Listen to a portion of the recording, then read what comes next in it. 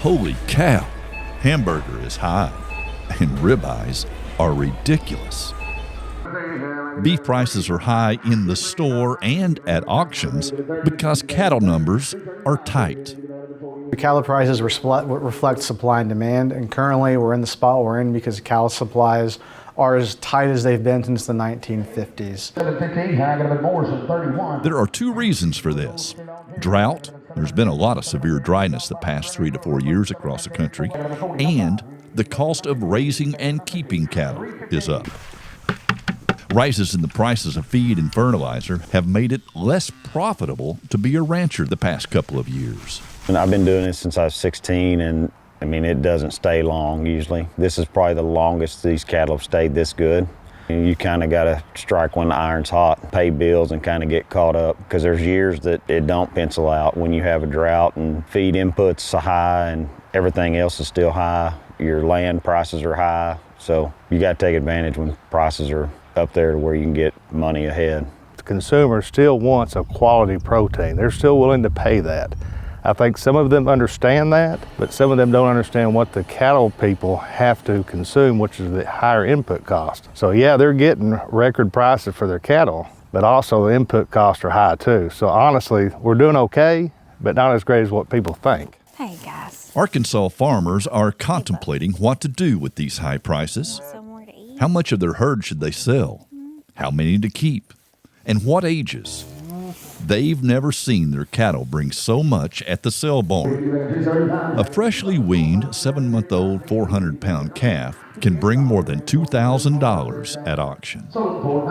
With cattle prices as high as they are and cattle numbers at historic lows, the conversation naturally goes to rebuilding the herd or expanding the size of your operation. So that usually goes into, do I want to buy some bred heifers? Should I keep some of my own heifers? Should I buy some 2 or 3-year-old cows, for example? There's no right or wrong way to expand the herd depending on your operation and your financial situation.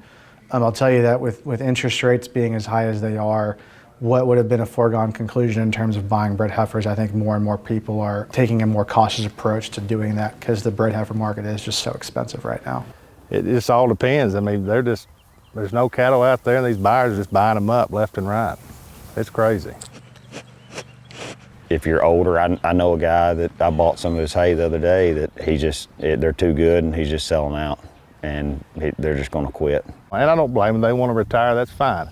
People my age, we've kind of sold everything. So we have to start keeping heifers, because if we don't, we're not going to have a cattle herd. There's a lot of farms sitting empty. I mean, the cattle prices have dictated young people not getting into it because the cattle aren't good enough. The prices aren't good enough for young people to get in it versus the labor and the amount of money they're getting out of it. And so when profitability is low, you tend to see operations shrink the size of their herds, sell off more cattle than maybe they normally would. When cattle are high, even kill cows are high right now, we get rid of our cows that are not productive. They don't stay around.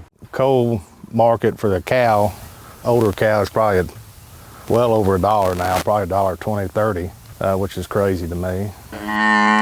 We keep our very best heifers, but we don't keep a lot of extra just because to pay for things and kind of get ahead on those years that are tough. A lot of other strategic ways to invest in your operation other than buying bred heifers or retaining bred heifers, I would explore ways to become a more efficient operation. So are there technologies that I can be adopting? Are there feeding systems I can be utilizing to lower my cow costs? Are there areas of short-term debt that might be able to get paid down or maybe build up your cash reserves given strong prices? So all of those you should pursue investing in your operation, which don't necessarily have to be buying some more heifers. I mean, that's when you can buy those tractors that you've been needing to replace. You can put that extra lime or fertilize that you've kind of been letting go those years that were rough. You can buy a little extra hay or, fencing. Fencing is super expensive. Every input cost has went up.